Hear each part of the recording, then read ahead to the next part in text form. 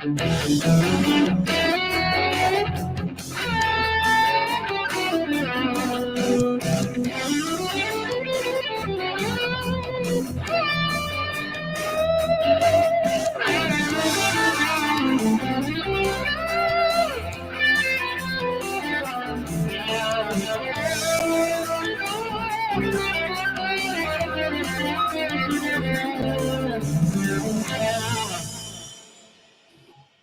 everyone. Thanks for joining us for our Thursday night episode of Unscripted Sports Podcast, brought to you by BS3 Radio with Spreaker and Northeast Streaming Sports. And we're glad you're here with us tonight. If you're watching us on Facebook, make sure you like and share. And always your comments are welcome. We love the interaction, and it's always a positive part of our show.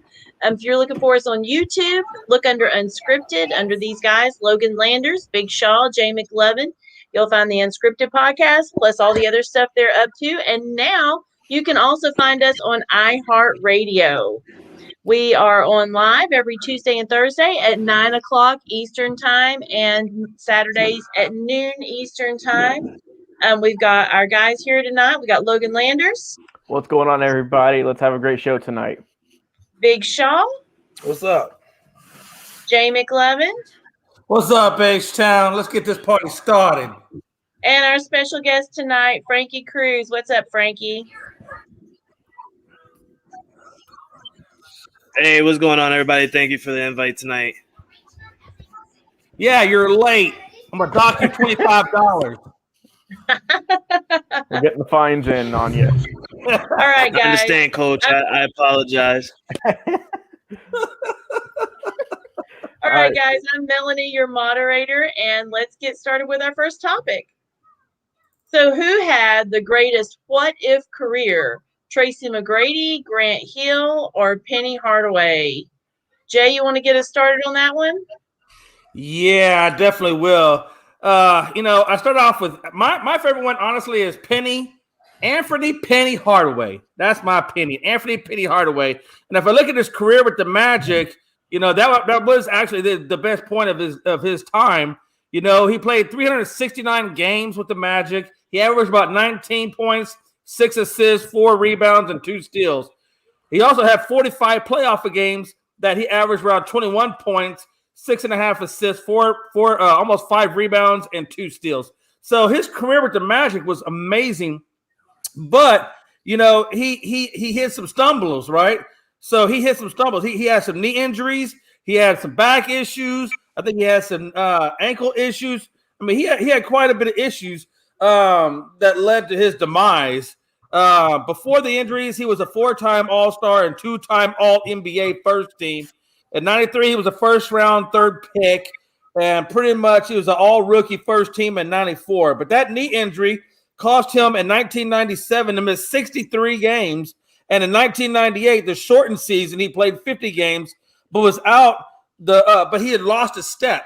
When he had that knee injury, that big knee injury that really was the catalyst of his demise, he lost a first step. So basically, people were trapping him out on the perimeter, and he couldn't beat the guy off the dribble.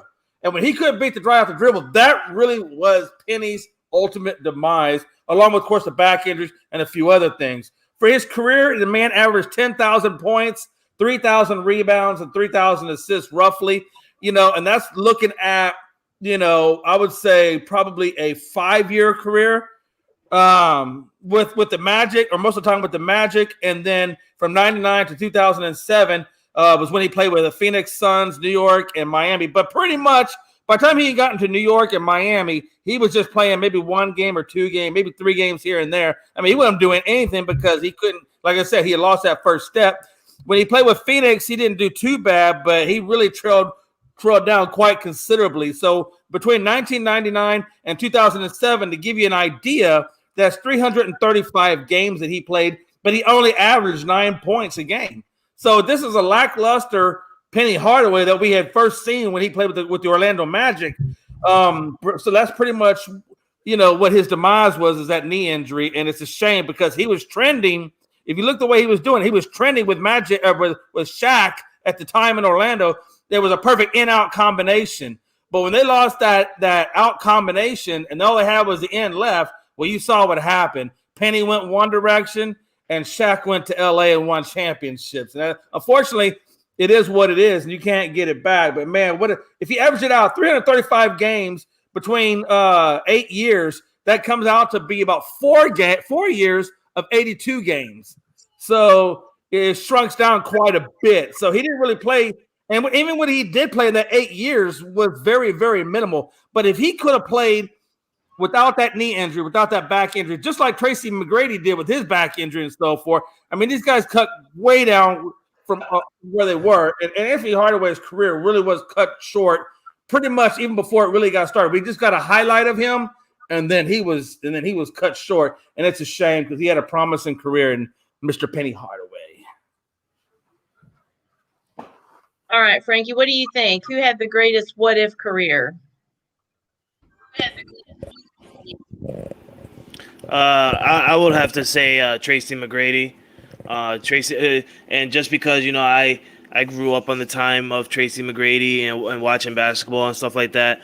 I love Tracy McGrady play. The guy was outstanding. I'm looking at his stats right now, and career total wise, he did do a 19.6 points. For his career wise, a lot of McGrady's career, just like McLovin said, with the back injuries and stuff like that. And I would have loved to see Tracy McGrady win a ring. It is really sad that he didn't get to win a ring for a player with his caliber and stuff like that. There's no doubt about it that he should have won a championship ring, but he didn't, and that's what happens in the NBA.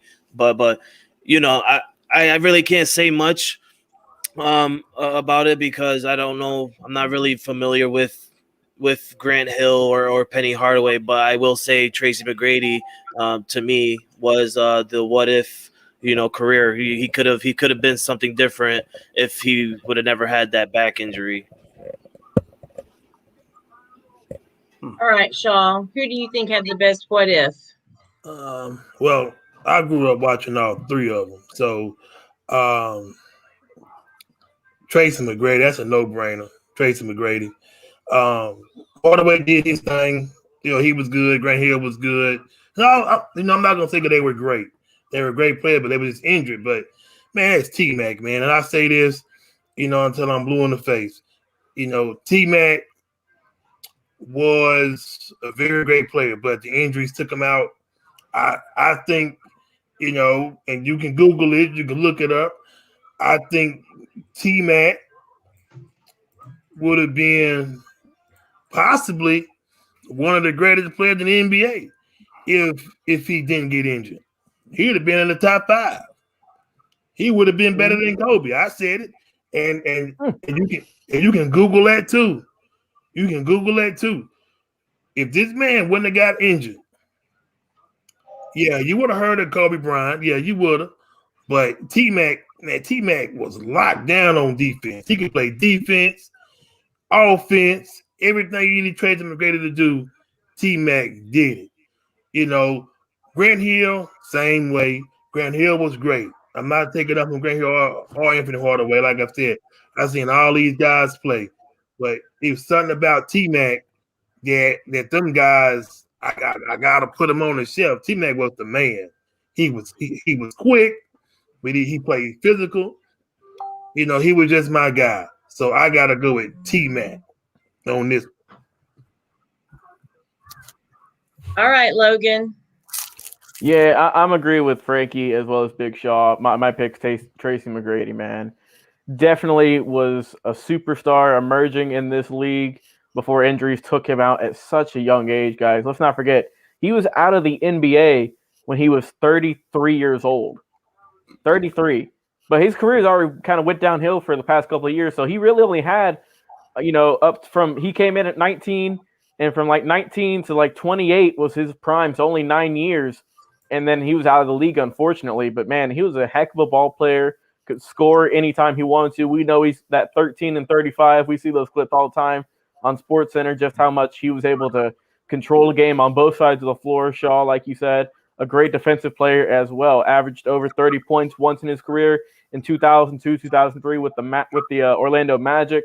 And man, he had a really good 10-year stretch, with Houston and Orlando. Those were his two prime teams, and he was able to do great things for those guys and for those teams. It sucks that him and Yao Ming weren't able to get a championship for Houston, because that was another dynamic duo. Jay, I know you know all about them. Absolutely, I really do. And if you don't mind me saying something, I gotta. The problem I have with it is, you understand, T-Mac was with Toronto with Vince Carter, and he was T-Mac. Yep. When he went to Houston and he was paired up with Yao Ming, they were supposed to bring us a freaking championship. But I didn't get T-Mac. No. I got T-less. That's exactly what he was. T-less. It's a what-if career. The question is, what if? You saw exactly what T-Mac was. He was great in the beginning. He got hurt, but he could never, ever, ever, ever get past the second round of the playoffs. Right. Could not do it. Penny Hardaway got to the highest level. T-Mac never got to the highest level. It don't matter. Nobody talk about Anthony Hardaway. You know what you got in T-Mac. You know what you got. You don't know what you could have had in Penny. That's the whole point. You don't know because he's injured. Nobody talks about Penny Hardaway. Everybody talks about who? T-Mac. Because we know what type of player T-Mac was. The man had more potential. He was that guy. And nobody said, that's exactly what he had. Potential. No, he had potential, but he never realized the extent of his potential because he never got over the hump. He realized it. He just couldn't stop getting hurt. He realized it. That man is better than both of them guys on this picture. Way better. And I say it again. He would have been better than Kobe Bryant. Well, you know he's better than the two guys on the picture simply because the other guy on the picture only played a fraction of the time because he got hurt. It doesn't matter. T-Mac is better. You know what's crazy is that Penny Hardaway achieved more in his little bit less than 5 years of existence than T-Mac did over 15, 16 plus. But Jay, what's the question though? You talking about that. The question is the greatest what if career. Right. It's T-Mac. So what if Penny Hardaway had not gotten hurt in that fifth year? How much better would it be? Jay, them stats out the window. Everybody knows T-Mac. Everybody knows that. I don't think everybody knows it. Ben Suttereth doesn't know it. That's on him. I know it. I know it. T-Mac was the man. Well, me and Ben Suttereth disagree with you. I never heard Grant Hill Michael Jordan conversation in my life. I never heard that. And I don't even watch basketball no more. I've never heard Grant Hill in the MJ conversation. Somebody got to show me that. I got to hear this. Hey, first off, I just want to say thanks, Brent, for commenting, man. We always appreciate you, James Bradley. I see you throwing up there. You must have heard about the jersey giveaway. And Josh Bailey, appreciate you, brother. I don't know what Josh Bailey's talking on right now. Hey, I just want to say to everybody, back away from the jersey getaway. That's all me. I already won that. Oh, yeah. It's already locked in. Me and Jay already discussed this. All right, guys. Next topic. Let's do it, Mel. What's more important, pitching or offensive weapons to a baseball team? Frankie, what do you think? I'm a huge baseball fan. Baseball was the first sport that I literally was the first thing to watch growing up.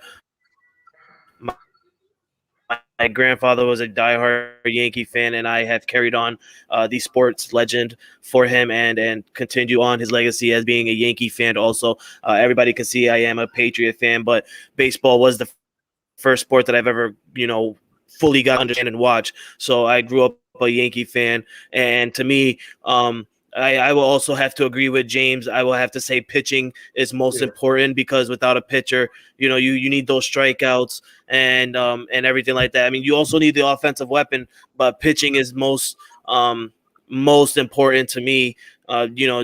just because you need the pitcher to strike them out. You need the strong pitcher who has the arm, who can do the curve balls, who can do the stream balls and everything like that. I mean, you have the offensive weapons. Anybody can hit a long drive ball. But pitchers, man, toughest job. To me, they have the toughest job in the baseball league, because you're sitting in the mound and you have like the whole fans looking at you, and all you can feel in the insides is, all right, I need this strikeout in order for me to win this game for my team. And if I can't do that, then why am I even here? So to me, baseball pitching while in the game, because if you mess up a pitch, you can easily give the off the head of the team easy home run or easy long ball drive, and or you can either be one of the best pitchers and know that you're gonna get straight strikeouts, or how can I say this? Get them confused into throwing a ball but still getting them to get a strike. So it's really important to be a pitcher in the baseball league. So yeah, that would be what my opinion is. Pitching is more important. All right, Shaw, what do you think? I'm not gonna be on this subject long because I'm a Yankees fan, but I don't watch baseball like that. Pitching is very important because Randy Johnson, Greg Maddux, guys like that can throw that rock. I like seeing that. When you got a good pitcher. I'm just saying, I don't know if Randy Johnson pitched against Ken Griffey Jr. I don't know if that happened before. Have that happened, Jay? You the oldest one. Have he pitched Ken Griffey pitched against who now? Ken Griffey Jr. He pitched to him before? No, Ken Griffey Jr.'s never pitched. Yeah, that's why I love pitching, to go against great hitters like that. And I will watch something like that to see a great pitcher go up against a great hitter. Oh man, that's something right there you want to glue into the TV with. But I would want to see that all day. Barry Bonds, Randy Johnson, Greg Maddux versus that trot fella, I can't say his name, Albert Pujols going up against people like that. Yes, pitching. I'm done with it. Pitching. And go Yankees. All right, Logan.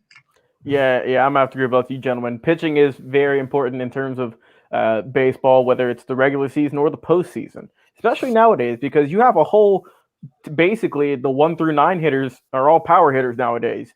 You don't have like it was, 10, 20 years ago, 30 years ago, where there's 1 or 2 power guys. Now you got the whole lineup that's stacked. So everyone can hit a long ball now. It's not like you have the leadoff guy who's just there to get on base, to get bunts, to get little blue pits. Nah, he's trying to go for fences too. But pitching's real important because especially in the postseason, man, you get that adrenaline in you in those clutch innings. And we've seen every single postseason, guys throw harder and harder and harder. Their breaking balls get better. Their sliders get more nasty. And if you have a dominant pitching staff, you can go a long ways. I mean, look at the Rays, guys. The Rays made they made the World Series last year with a great pitching staff and a mediocre offense. To be honest, I mean, their pitching staff was on fire before. We all know what happened with Blake Snow. But if you don't have that solid pitching, and I'm not just talking about starting pitching, if you don't have a good bullpen, you're going to get killed in the playoffs, because we see time in and time out, your starter might not have a good day. He might go in there. He might get rocked. He might get pulled in the first inning with 3 or 4 runs on him. You got that bullpen that's got to come in there and do some cleanup work.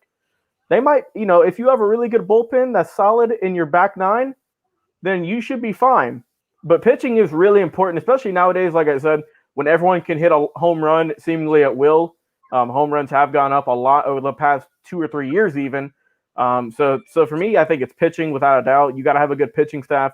You got to have some good command, especially good location. And you got to be able to throw the ball past the hitter and get some strikeouts too. You got to be able to control it well. And so I got pitching for sure for me. All right. Jay, what do you think? Yeah, I really had to think about this for a hot minute, because there's so many ways you could look at this, right? Conventional wisdom is kind of what you guys are speaking on. Conventional wisdom, pitching used to be the most important because pitchers could go complete games. They had longer pitch counts. The variables were a lot different. They had more pitchers in their arsenal than they do now. So you could go a lot longer than what they do. Pitching used to be, determined, by a lot of different things. And now it seems like pitching has kind of gone by the wayside, and now we're kind of giving it up to the hitters. For example, Tatis just got his big one. Trout got his big one. Mookie Betts just got his. I mean, these guys are making, you don't see too much of that in the way of pitching. And I'm going to give you 5 reasons why pitching is going by the wayside. Come on, Jay. I'm coming, but you got to listen to me now because I'm about to throw some knowledge down on you. But I don't want to hurt you. Up here. You can't. We got the whole time up there. You got a minute, Jay. Real quick, hold on. Number 1, only a handful of pitchers have hit to 200 inning mark. Number 2, complete games are almost unheard of because managers are using strict pitch counts, and that means the pitchers are only giving more days rest. They're going only 6 innings at best. Your ace like a Garrett Cole may get close to 7 or 8 innings, but 9 times out of 10, pitchers are getting pulled within 6 innings, so they're not really going that long in the distance. Bullpen is becoming really more of a thing. Pitchers are having a hard time stringing 6 consecutive good seasons together. It used to be they could go 5, 6, 7, 8 innings or 17 seconds. Oh, now you keep telling me that. Listen, pitchers used to be able to go 8, 9 really good seasons. Roger Clemens, Pettit, Kershaw, the list goes on and on, right? Right. But now they're lucky if they get 6 really good seasons. Blake Snell's one of them. Ariana was another one. So your pitching, my point is your pitching isn't going as long as what it used to be. If you got a 26-year-old pitcher with a 2.54 ERA and you got a 26-year-old hitter that's batting 300 with 45 home runs. You see what I be talking about, Frank? Hold on a minute. Here goes that. That GM is always going to sign the hitter to an 8-year deal before he signs the pitcher to an 8-year deal, and that's the reason. Let's not forget closing pitchers are also important too. It's you need a really good closer to end the game. So also it's about your point with the 200 innings kind of going by the wayside. We've seen, especially with Tampa, they're kind of the ones that started this in the past year or two. They're having relievers start games now, so they're getting a lot more versatility from their bullpen guys now more than ever, honestly, and that's why teams are going only 5 innings with their starting pitchers because they have such great weapons in the bullpen that can go 6 through 8th innings and get your closer out there. So they're trying to rest their starters as much as possible to keep them healthy. Look, that's Jay, the reason. Right? Hold on, Jay. You went up. Hold on, Jay. Pitching, Jay. It don't matter what you saying with them stats. They take all day. Jay, pitching is more important than hitting. Pitching back in the day, but Sean, what you understand is the game of baseball is changing. The game of baseball is not like what it used to be. You're telling me it is changing. Pitching is more important. Pitching is more important. Pitching hold on. So you're telling me in the game 7, okay, since pitching is not important, so you want to take your starter out and put a bum pitcher on the mound against a power hitter? I don't think so, Jack. All right. I'll break it down on that mound. I ain't finished because everybody want to see that star pitcher on that mound going against that top hitter. But everybody in them stands want to see that pitcher. I love to see Randy Johnson, tall butt on that mound. I was like, man, he going. Hold on a minute. He gonna bring that. I ain't finished, Jay. You need 15 hours on them sorry stats. Listen, pitching is more important. Pitching is more important than anything. Now go, Jay. All right, watch this. Classic example. Tampa Bay Devil Rays. Hold on. Stop. Listen to me because you're losing a lot of knowledge. Jay, Tampa Bay. We're going to the next subject, please. We're going to be all day. Tampa Bay versus the Astros, guy. Astros had zip for quality pitching. Our number one ace, Verlander, was in the hospital. Our number two ace and Greinke could barely find the way to the mound. We had three rookie pitchers that almost finished the World Series. Let me go on the next subject, please. No. I had three rookie pitchers. One of them is the Cy Young. That's what I thought. Nobody want to hear Jay, you do the whole show. Jay, you do the whole show talking about stats. Nobody want to hear no stats. We want to hear it. We want to hear it from you. We don't want to hear no All right, stats. guys. Let's move on. Let's move on. I want to. Okay, we got the Nets injury concerns. Shaw, you want to start us out on that one? Yeah. I don't have no stats. It all comes from right here. I don't know. I don't even watch the NBA no more. But I can tell you what's going to happen. Brooklyn is going to be okay. They're going to be all right. Because you know what Kyrie Irving told James Harden? He said, you be the point guard. I want you to run the show. That's what he said. I want you to run the show. So what's going to happen is the Brooklyn Nets, I'm a Detroit Pistons fan, by the way. The Brooklyn Nets will be fine. Don't worry about the injuries. They're going to be fine. That's a part of the NBA. That's a part of the game. You will get hurt. Next man up. They don't matter. They're going to be fine. They're going to the finals. Yes, I said it. The Brooklyn Nets going to the finals against the LA Lakers and LeBron James and whoever else is on that Laker roster besides LeBron James. So I don't like LeBron James because he's a flopper. I don't know what and Anthony Davis done blew his damn Achilles up. So he won't be that same player that he was a few years ago in New Orleans. So the Brooklyn Nets, I don't want to say it, but I think I am. I want to say it, Frankie. I want to say it, Frankie, so bad. I want to say the Brooklyn Nets gonna beat the Lakers in the finals. I want to say it so bad, but it's not gonna happen because LeBron James gonna pull a rabbit out of his hat somehow, some way. He gonna win the finals. But you heard it here first. The Brooklyn Nets will be fine. Trust me. It's just a part of the game. And thank you, Joshua Bailey. I'm full of wisdom. I even got a gray hair coming out my chin, my hair right there. So don't worry about Brooklyn Nets. They're gonna be fine, Jay. I know you put it up there. The Brooklyn Nets gonna be fine. Don't worry about it. Pick on Day. You just tear me up today, Shaw. What the hell? I gotta make sure you stay within time. I got one thing to say. I give you all the world in the world to put out some topics, and I have to wait till the very last minute to get a topic out of you. You want some bad topics? I suggest you put them in the comments. But if I put topics up here, Jay, man, they're gonna be great. You know they're gonna be great. I like your topics anyway, Jay. You guys are getting some behind the scenes action here of how we get our shows together. As you can see, we got everything on track as always. Okay, Logan, you're up next. What do you think about the Nets injuries? Man, I ain't concerned. There's still a lot of season left. I ain't concerned about the Nets. They got great players. They got Kyrie, James Harden, and Kevin Durant.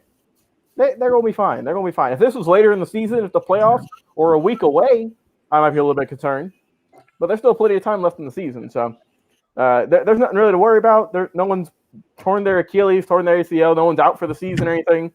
I mean, of course, you're going to get nicked up. You're going to get banged up. That's just the way the NBA is. You're going to have bruises. You're going to have some sore hips, some sore legs coming into each and every game. But these guys are going to be fine. You know, they got some great trainers, great nutritionists. They've been through the ringer before. All three of those guys, they know what it's like to get the injury bug, and they know how to bounce back. They're going to be fine. They don't need to worry about this. There's no concerns. Ain't no way.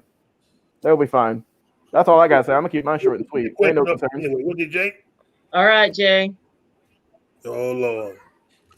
I got two words to say, but neither one of them can I say on the air to both of you. But anyway, I regress.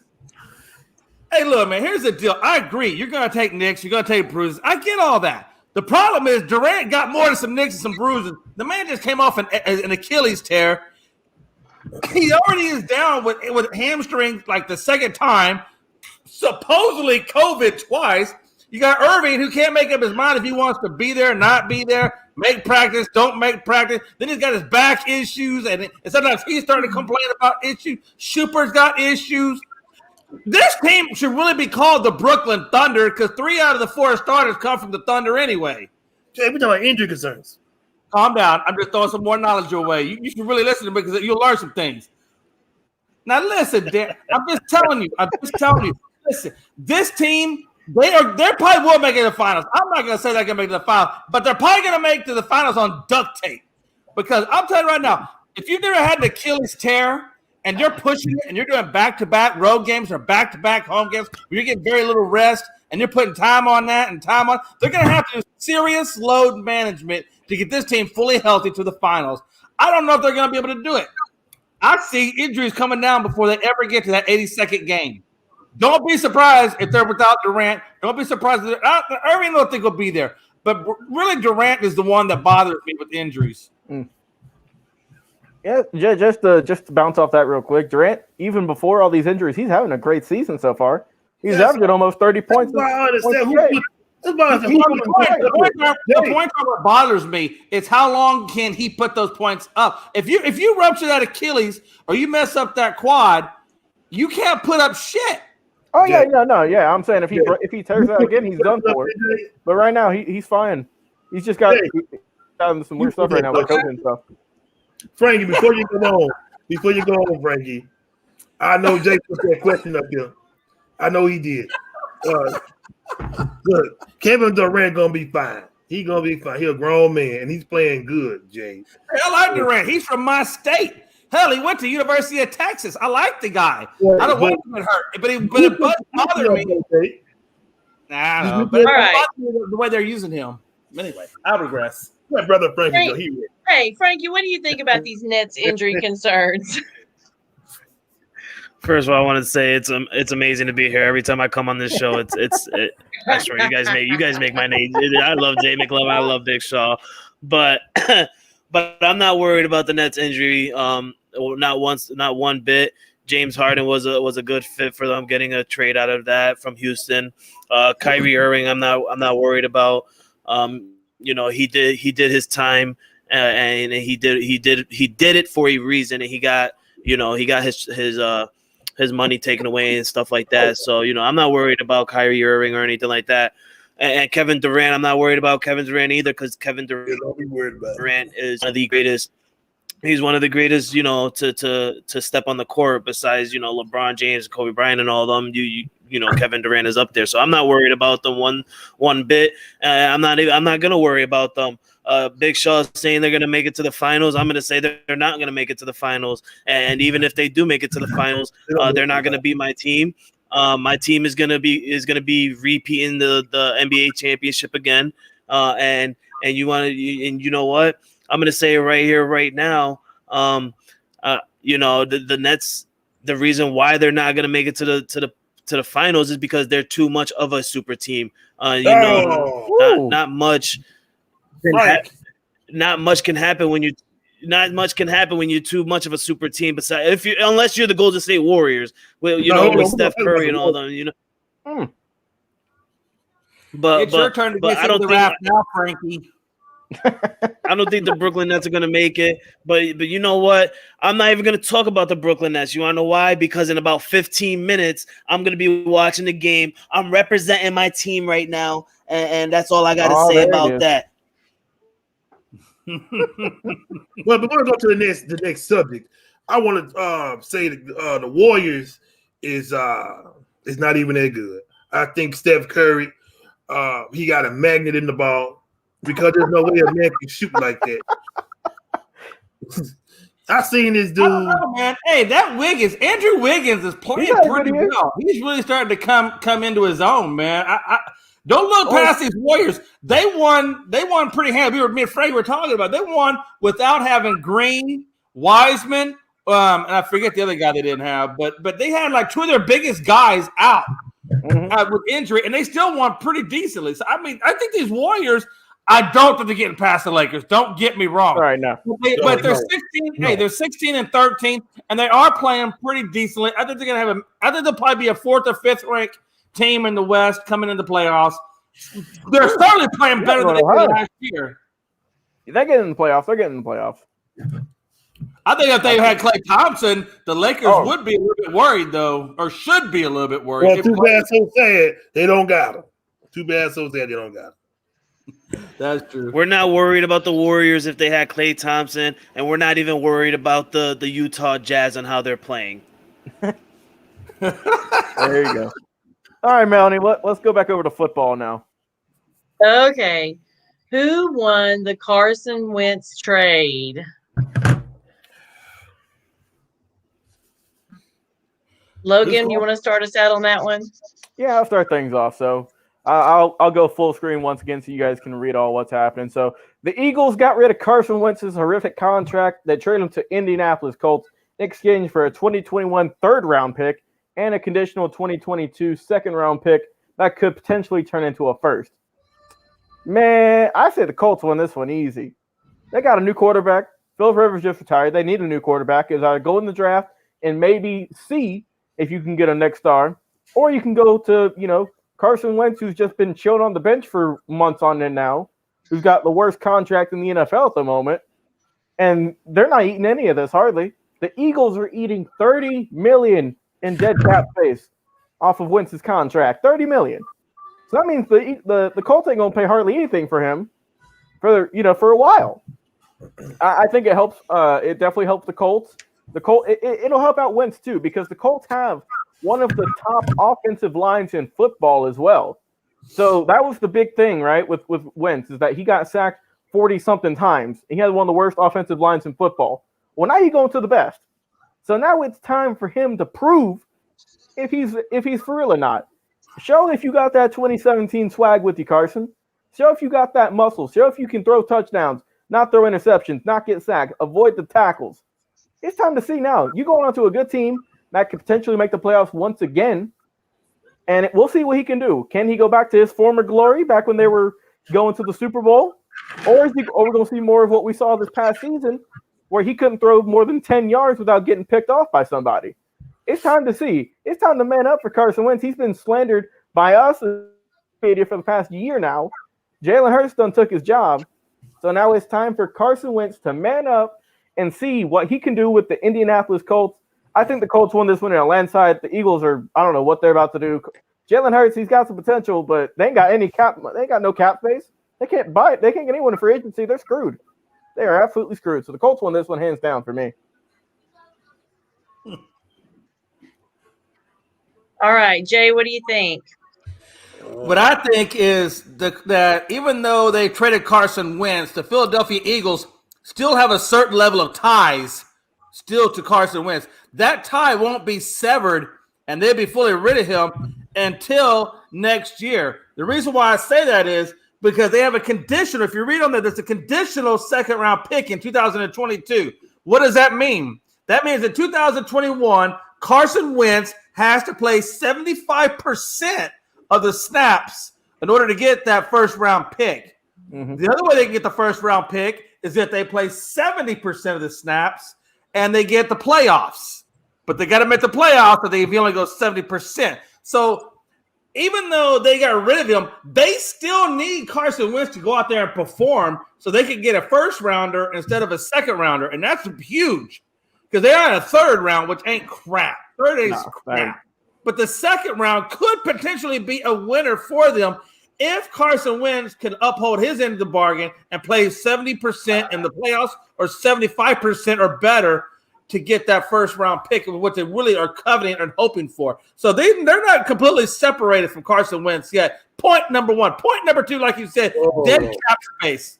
Dead cap space is what's killing them too, because they got to carry that weight, and you only get $180 million because they revised it. The cap space, you get $180 million subtracted from 33. I don't know what the math on that is, but it's got to be $145 some odd million.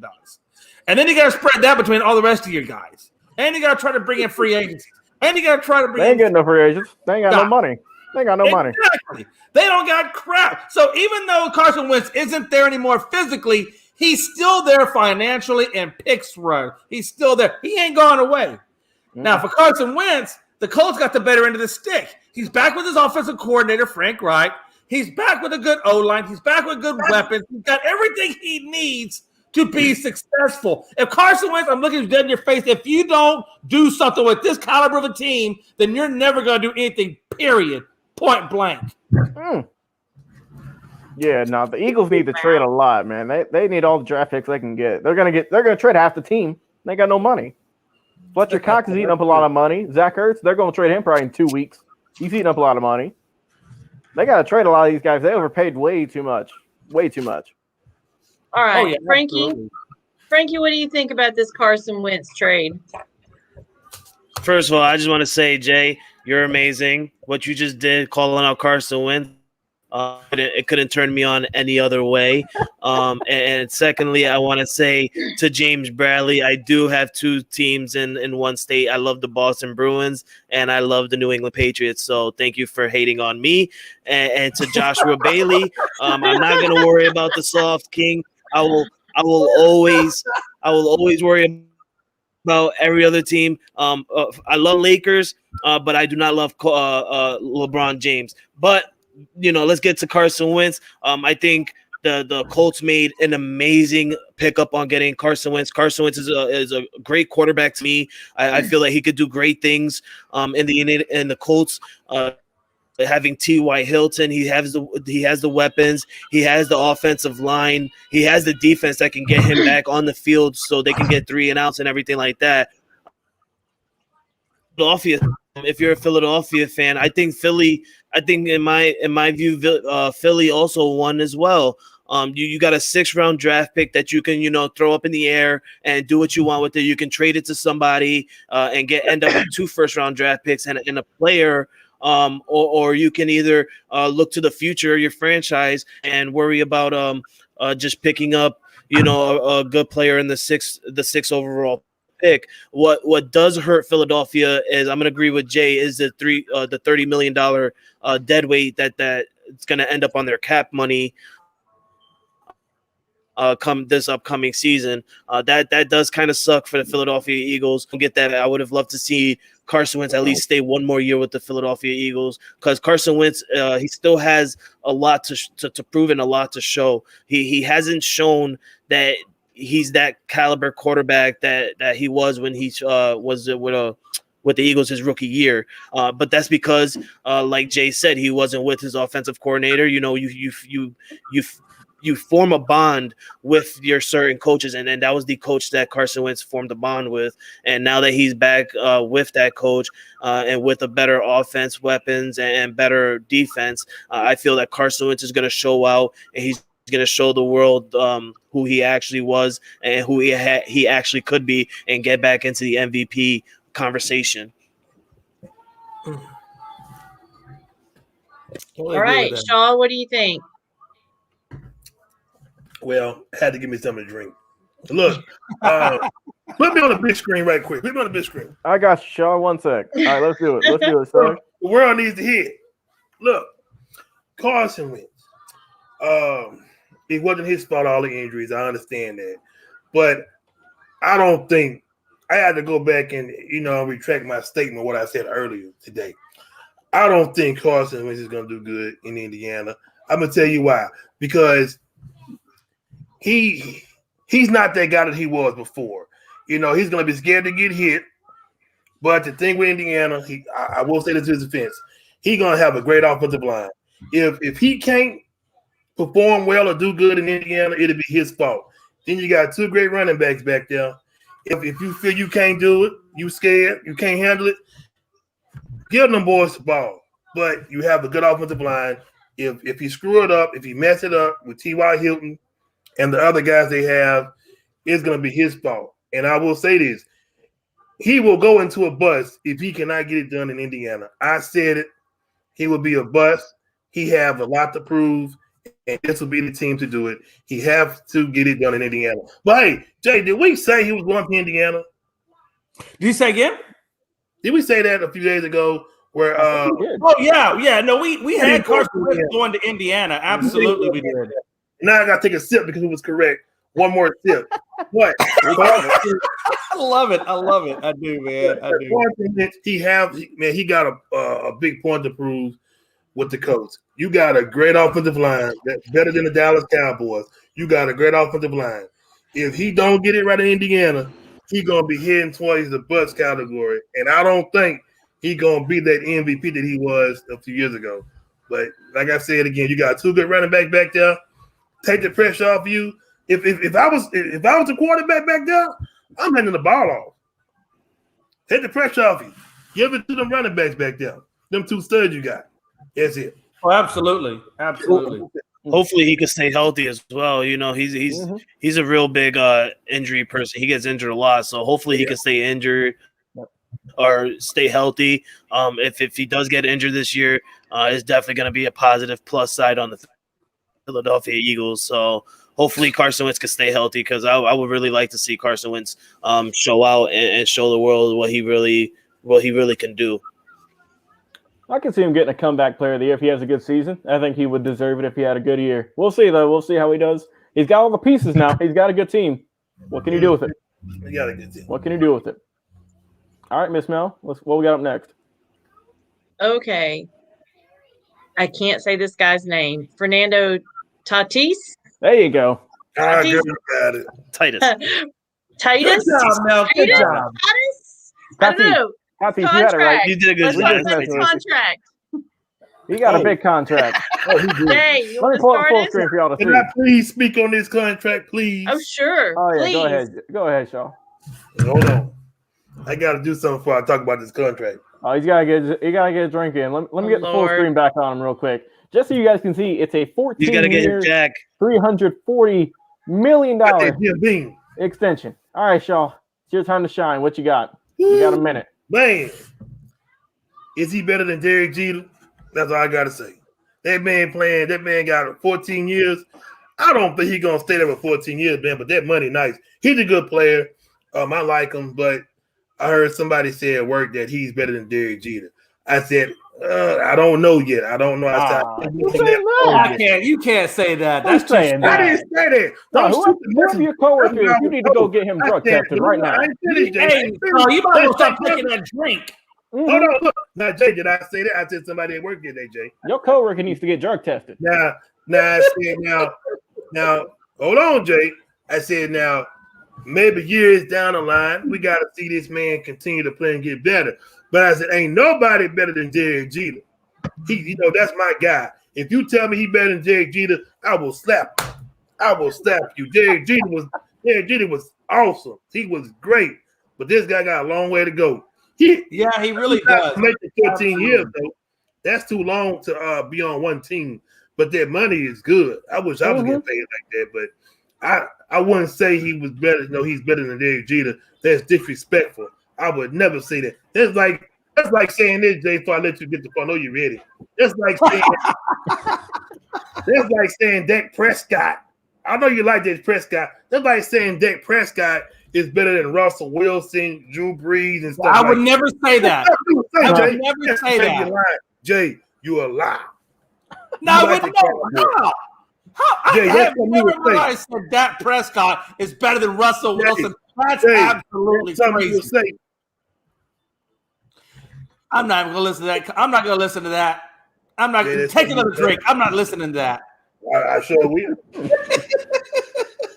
All right, Jay, what do you think?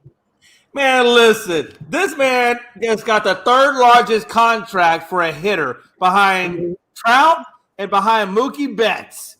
Those are the only two that are ahead of him. And he's only 22 freaking years old. So, yeah, you're right. It goes to 2035. But like Shaw said, you'll be eligible for arbitration before that happens. So, he's going to get another extension before he even hits 35 years of age. So, the man's got the whole world at his feet. And he should. The man in the last 59 games, he batted .366 with 17 homers, 45 RBIs. That's just insane. Insane. And now he's the cornerstone. He literally is the cornerstone of the San Diego Padres. He's the guy that's young enough and talented enough that they can build the rest of their team around him and put him right at the number 4 spot in hitting. So, he absolutely deserves the money. I think personally nobody deserves that much damn money in the world that plays a sport. But neither that here and there. you have to give it to him because you gave Trout this much, you gave Mookie Betts this much. So in order, it has to be distributed. I mean, he does quantify it because the marketplace says he does. Mm-hmm. So Tatis, I hang my hat off to you, and I wish you long and prosper with that good money, and hopefully you spend it wisely and not in the strip clubs. He'll be broke. He'll be broke by the time he's 30.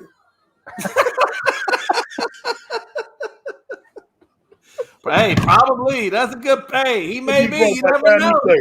He's got a lot of money to go broke with, though. Jesus. You know what? Hey, if he's smart, he'll do just like Allen Iverson did, and he'll take a Jay. Listen to me, damn it! You're not listening. Allen Iverson did one really smart thing. He took $29 million and set it in a trust, so that when he went broke, he had money to fall back on. And when he said, "You know what? I'm smarter now." Hold on a minute. Let me finish my damn sentence. I still got. I'm gonna do time on the clock, so I guess you can say what you want to say now. Jay, he didn't say that. No, Jay, he didn't do that. Allen Iverson did not do that. Somebody from I think. What I'm saying is Allen Iverson had smart people that at least you know what I'm saying, that put money, so he had something to fall back on. If Tatis is smart, he's 22 years old. If Tatis is smart, he'll take $100 million, set in a trust fund that he can't touch until he's like 30.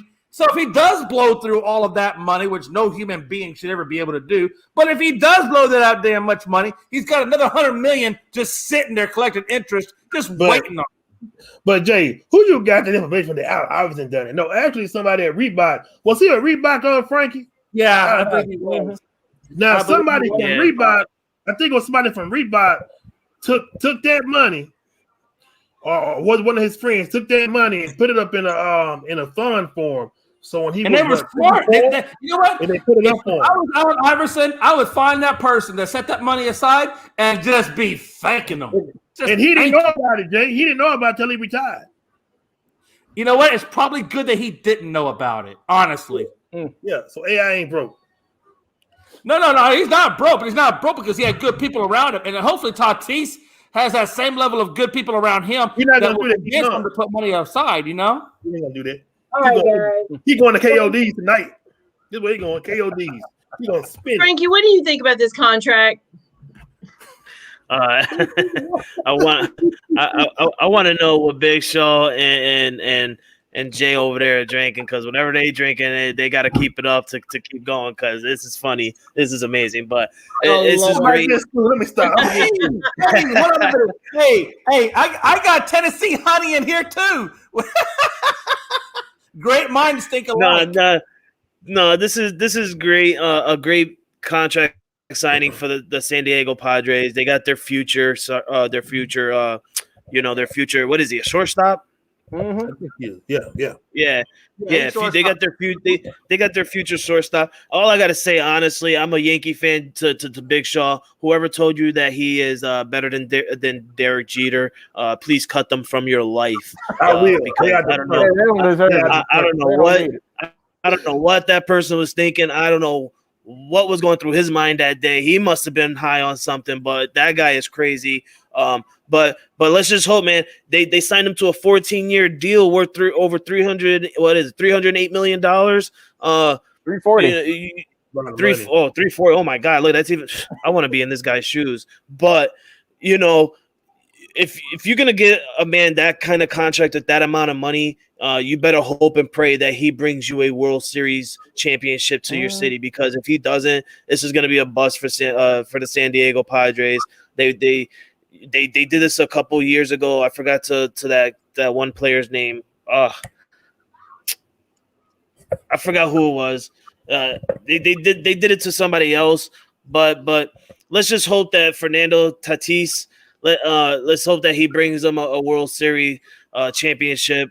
I'm glad that the Padres did that. They look to their future, but then again, they're not gonna have the money for any younger players in the years to come. That's absolutely true. And just a touch on what Frankie said real fast, just so you're trying, Mike, we are open for sponsored radio liquor. Damn right we are, all day, baby. Listen, just a touch on what Frankie said. Mike Trout got just north of $420 million, and they haven't even sniffed. They haven't even sniffed the playoffs yet. So you can just see with that contract. Look, it's great to say I got Mike Trout on my team, but if your team is in the cellar forever, what did Mike Trout really get you? Nothing. Not a damn thing. So you better hope. But the Padres are better than that. The Padres actually have a team. So giving him that money isn't a big deal because they already have a team that's built around it. They gave Mike Trout that money and had nothing. Zero. Like Mike Trout could look left, right, up, and down, and he's surrounded by minor leaguers. Yeah, basically, yeah. So he ain't going anywhere. He won't go anywhere. No. You're not wrong. You're not wrong, Jay. All right, Logan, what do you think? First off, man, they gave him a lot of money. He's young. He's 22. He's got more money than he can even comprehend. I saw something that I think per at bat he's going to make $2,000. He's going to make $2,000 per at bat or something insane like that. So first off, you have an amazing agent, Mr. Tatis, for getting that money done. I saw a thing on Twitter. It said that the Padres are the house on Halloween that gives out the full-size candy bars, and I can see why. Because they gave him over $300 million. They gave Manny Machado, who Frankie was trying to allude to earlier, I remember, they gave him over $300 million as well. Yeah, and that's who it was. Forget how much they paid for all their pitching staff this season. So the Padres are throwing around money like it's nothing. But if they don't win a World Series, it's going to be for bust. San Diego's never won a World Series. They've been there once, back when the Yankees beat them all those years ago. But they ain't never been close again. They came close, 07, something like that. But other than that, they haven't really even been close to the World Series. But they got to get something with Tatis. He is very special. I mean, they gave him a lot of money for a guy who's only played in less than 150 games. So they saw a sample size. They really loved what he got. And, hey, he is one of the most electric players in baseball. Definitely it should be in anyone's top 20 for sure, just to be safe. One of the most dynamic. He gets the kids ready to play baseball. He's definitely making his impact in a short amount of time. But they gotta get this World Series if they want to live with this contract. That's all I gotta say. But man, a lot of money. Hopefully he spends it on some nice dinners as well as some nice clubs. So we'll see what he can do with all that money. And hey, just a real fast piggyback on what you just said, Logan. You know, the Padres just stacked up a little bit on pitching with the signing of Snell and Yu Darvish. Now they're taking a gamble on both those guys, not so much on Snell necessarily. Snell's not really good. The gamble is really on Yu Darvish because Yu Darvish just came off an injury that maybe he had Tommy John or some surgery similar to Tommy John. So Yu Darvish is a little bit of a dark horse, but Snell is a good sign. The Padres are upgrading, so they do have a legitimate case against the Dodgers. Let's be honest. There's two teams coming out of the National League next year, or I should say two leagues, and that's the San Diego Padres and that's the Los Angeles Dodgers. And those two guys are the closest thing to the World Series you're going to see. One of those two teams will be in the World Series. Will it be L.A., San Diego? We're going to find that out. But both of those teams are going to be freaking amazing. It's going to be fun to watch. This is gonna change the future for baseball for kids. Looking at this and they're like, oh, well, wow, he just got a 14-year deal with $340 million. I'd rather, chase my future to playing baseball than rather playing NFL because these players are getting $30 million contracts when I compare to where I could get a $340 million contract. Yeah. This is gonna blow the minds of children for the future. Yeah. And the best part about the baseball contract is they're guaranteed. You're getting all that money. You get all of it. Yeah, you can absolutely. It's not the NFL where you get only a certain amount. You get all of it. You ain't get a big contract in baseball for that much money. What you can do is, I don't condone this, but I'm just saying this is what you can do in baseball. They don't have no salary cap. Nope. So you can get all that money and blow it by doing dope and whatever you want.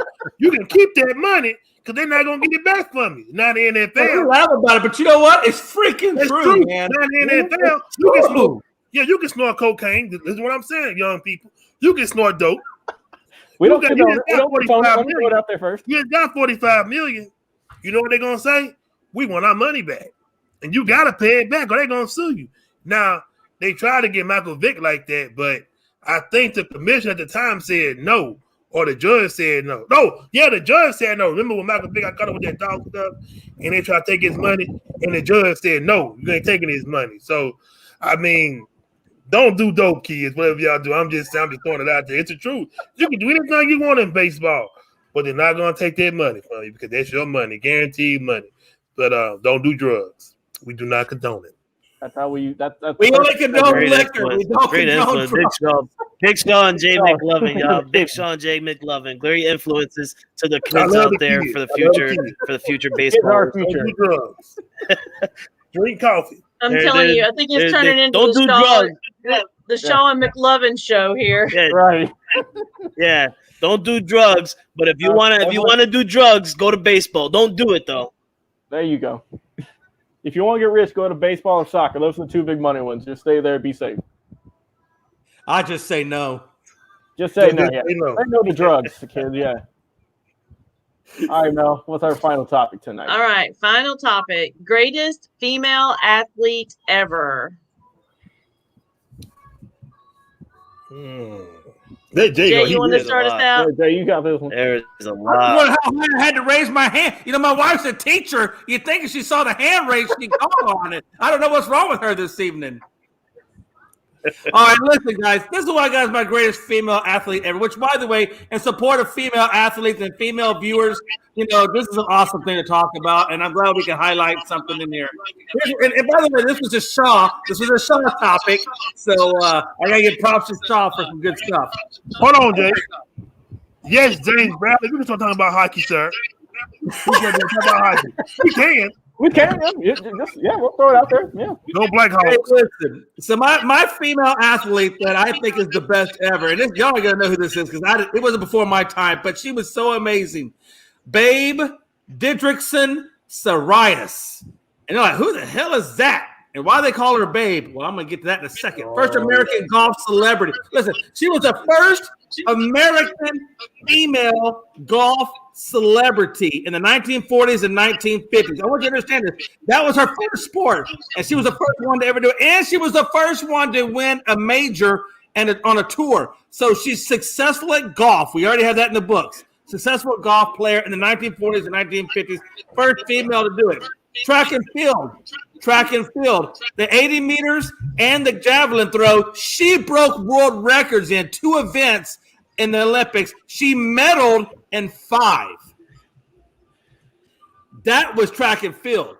She also did basketball, where she got All-American, and she was named the greatest female athlete of the half century in 1950.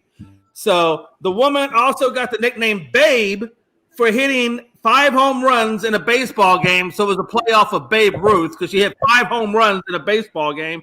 So 1939, Time magazine described her as the famed woman athlete. In 1932 Olympics, basketball player, golfer, swimmer, baseball pitcher, football, halfback position she played.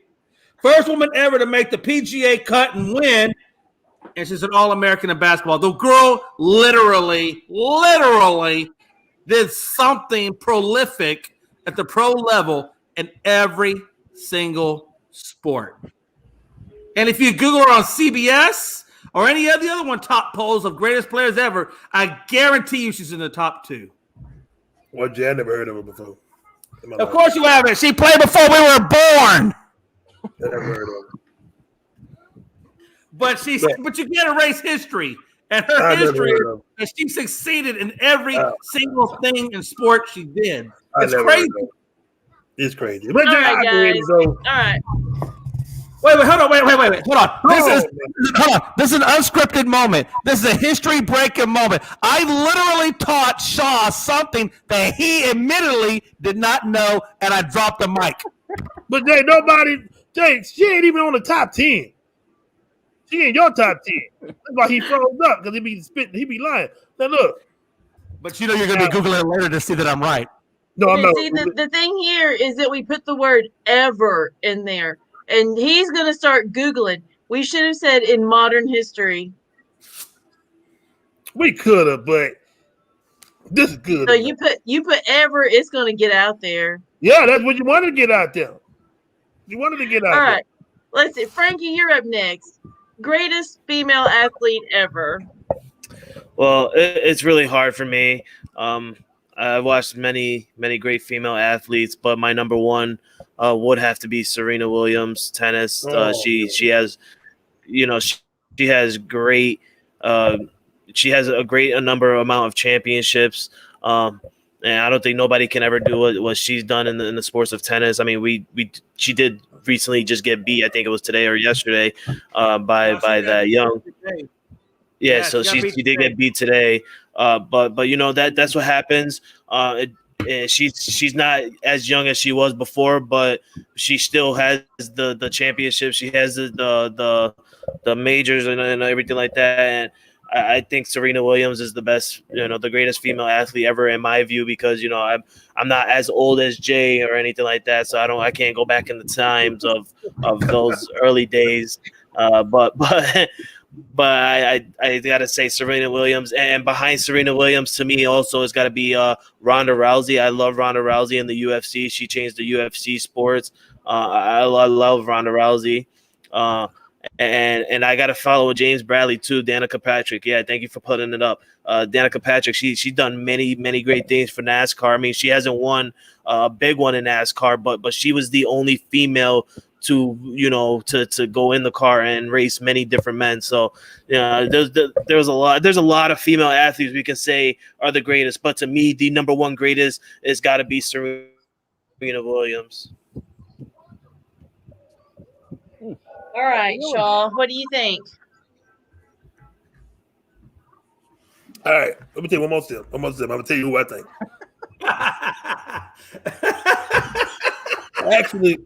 Actually, I have 2 or 3. Well, since this is my question, I got 3. And I'm gonna tell you. Hey, wait, Shaw.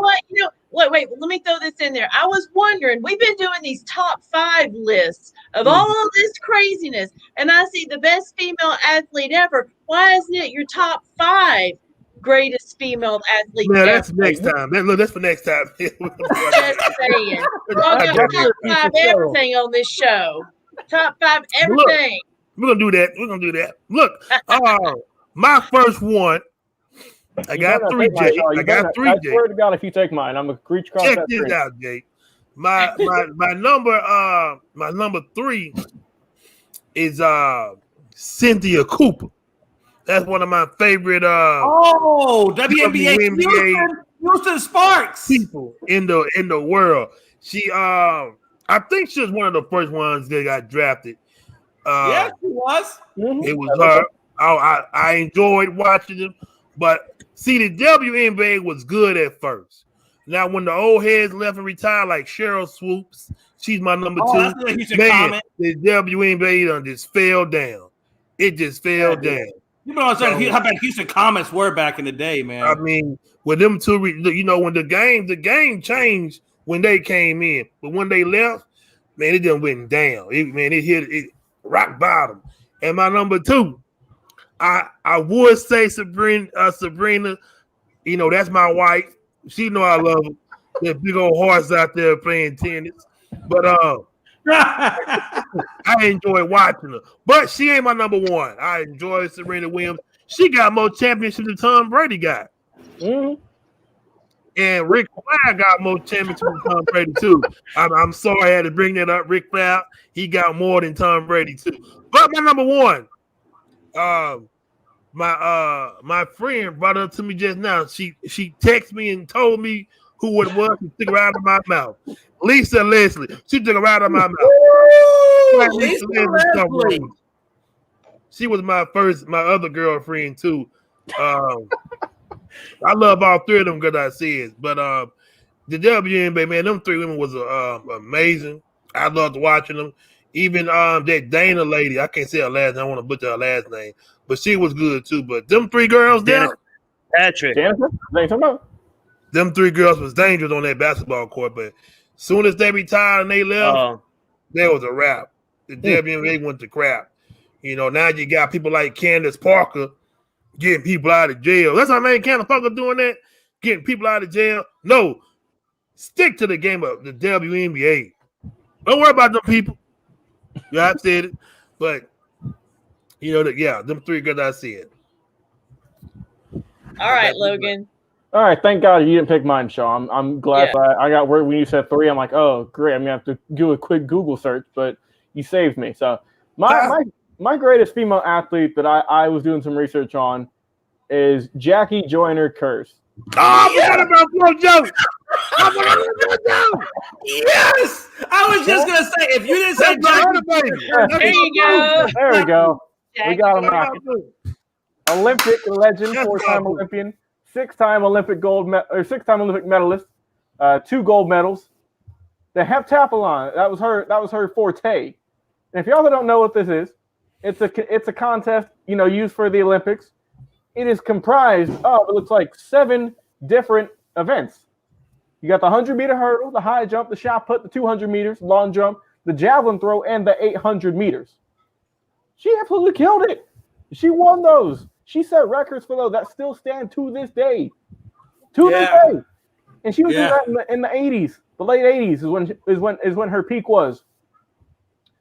She was voted, one of the best college athletes of all time in the 20th century. She was number 1. An absolutely trailblazer in terms of females in the Olympics and their success. An amazing career also. And let's not forget, Jay, and let's not forget everyone, she had asthma too. Oh, yeah. Asthma, you're breaking world records. She did all that with severe asthma. So she wasn't like just, breezing through this. She had asthma and she was able to do this. Yeah, but how you know about her, Logan? You young, you don't know about her. Wikipedia is a great tool, Big Sean. Logan.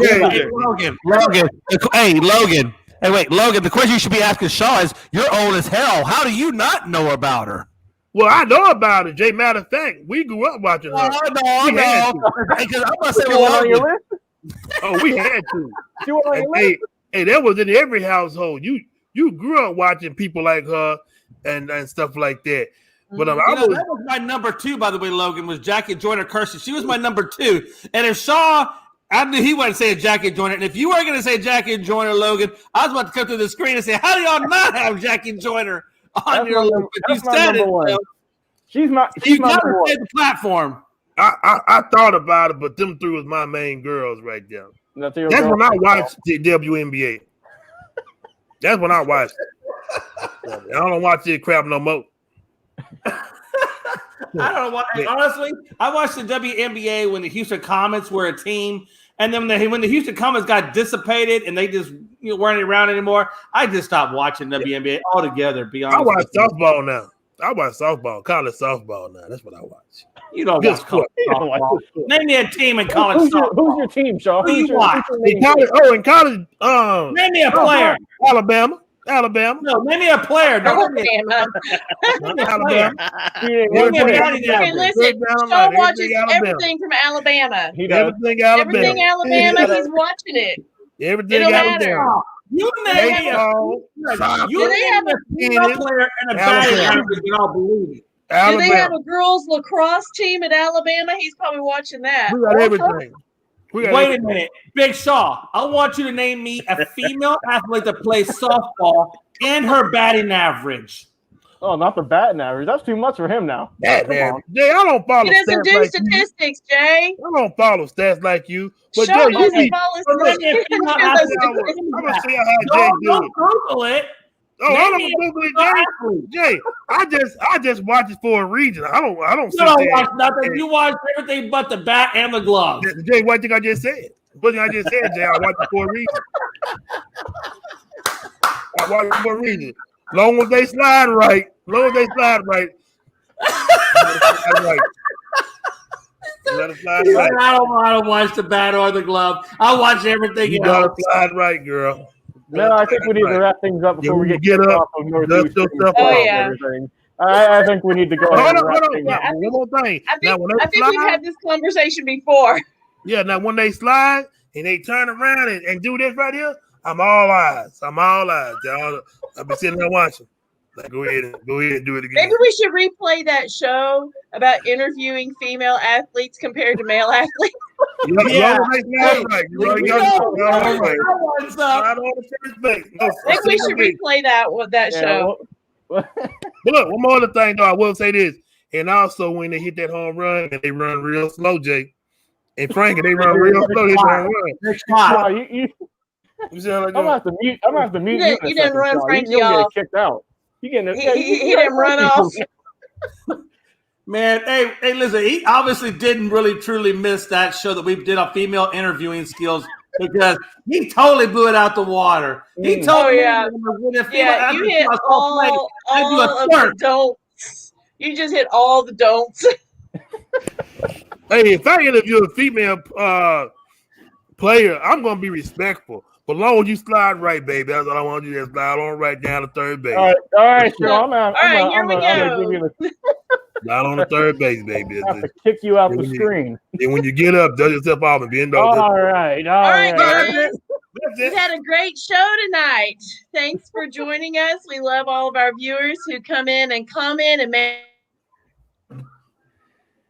our show interesting. And you can find us here on Facebook. You can find us on YouTube under Unscripted and any of the guys' names, and also on iHeartRadio.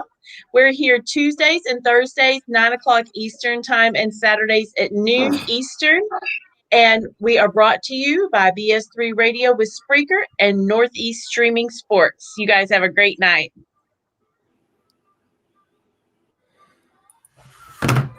You're listening to Unscripted on Northeast